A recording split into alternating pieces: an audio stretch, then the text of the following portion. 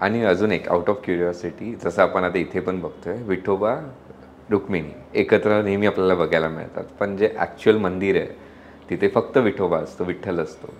त्याच्यामागे काय? खूप इंटरेस्टिंग क्वेश्चन आहे.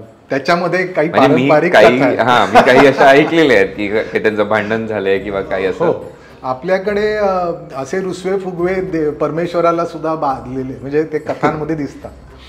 तशी रुक्मिणी रुसलेली आहे. राधे बरोबर कृष्ण हा म्हणजे जरी तो द्वारकेचा राणा म्हणून द्वारकेत स्थिरावला तरी सुद्धा त्याच्या हृदयातली राधा काही जात नाही. त्याचं प्रेम जे आहे ते राधेवर आहे. रुक्मिणी ही त्याची पत्नी आहे पण त्याचं प्रेम राधेवरच अधिक आहे. तर त्या रेफरन्समध्ये ती रुसून सरळ दिंडीरवनात, दिंडीरवन म्हणजे चिंचेचं वन.